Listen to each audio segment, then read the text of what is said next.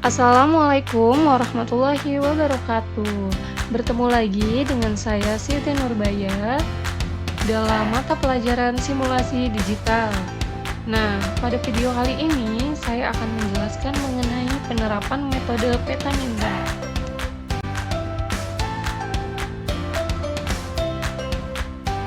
Ketahui dulu nih, apa sih yang dimaksud dengan Petaminda?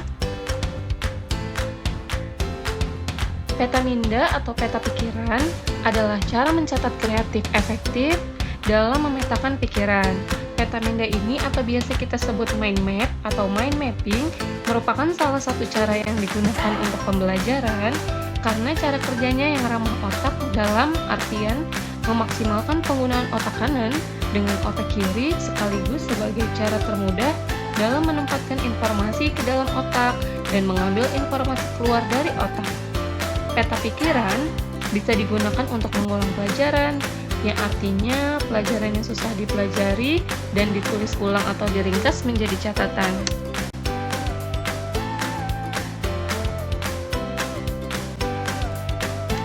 Ada pengefektivitasan pembelajaran dengan menggunakan Petaminda. Yang pertama itu ada metode Petaminda.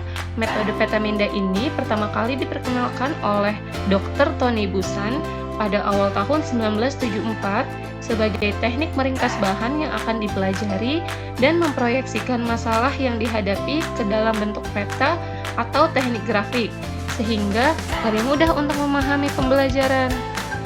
Kemudian yang kedua, ada keterkaitan antara pencatatan informasi dengan ingatan. Pada dasarnya, ingatan akan membentuk jati diri manusia sehingga mampu membedakan antara manusia dengan makhluk hidup lainnya. Informasi yang diperoleh dalam bentuk materi yang diolah dan disimpan menjadi sebuah ingatan. Misalnya, seorang siswa menginginkan materi pembelajaran yang diterima dalam proses belajar menjadi sebuah ingatan jangka panjang, sehingga berinisiatif melakukan berbagai hal untuk menyimpan ingatan.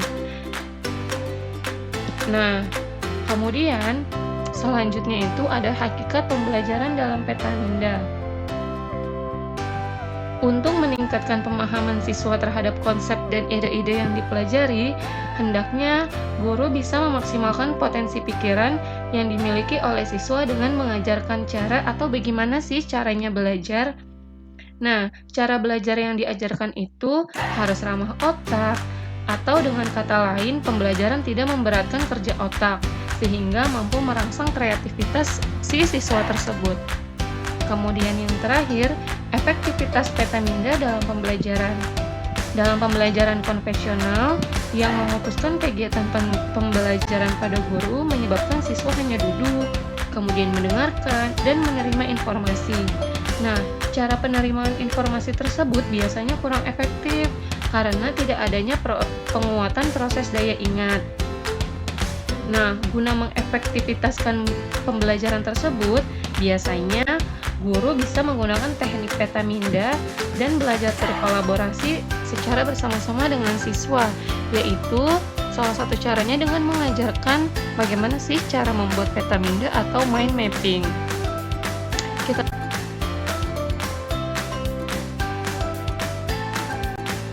Nah, setelah kalian mengetahui apa pengertian Petaminda, selanjutnya kita langsung saja ya mempelajari teknik pembuatan Petaminda atau mind mapping.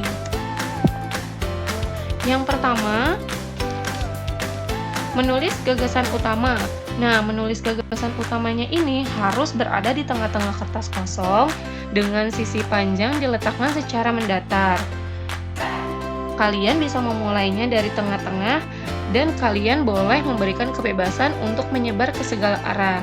Jadi, kalian boleh membuat gagasan utamanya itu di tengah-tengah ya. Selanjutnya, setelah kalian membuat gagasan utama, kalian harus menggunakan gambar dalam lingkup gagasan. Misalnya, kalian boleh membuat gambar lingkaran, kemudian persegi, ataupun gambar lain. Nah, kenapa sih harus menggunakan gambar? Karena gambar dapat memberikan 1000 kata dan akan lebih menarik dan membuat kita terfokus, membantu berkonsentrasi, dan mengaktifkan otak. Setelah kalian menggunakan gambar,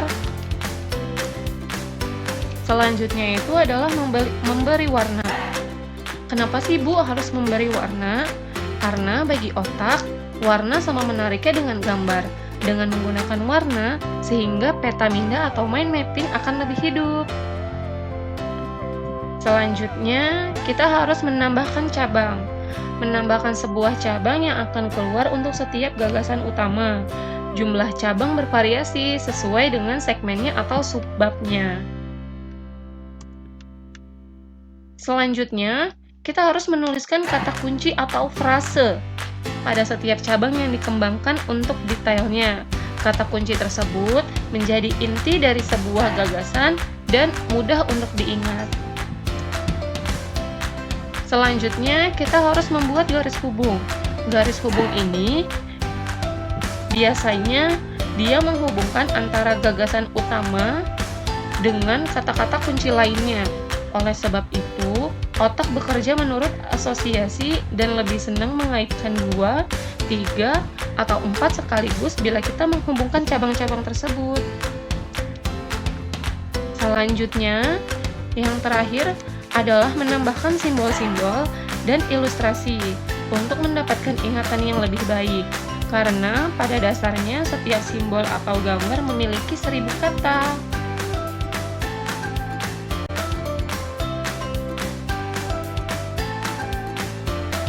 Untuk video pembelajaran kali ini cukup sampai di sini ya. Terima kasih sudah mendengarkan. Kita akan bertemu lagi di video-video selanjutnya. Wassalamualaikum warahmatullahi wabarakatuh.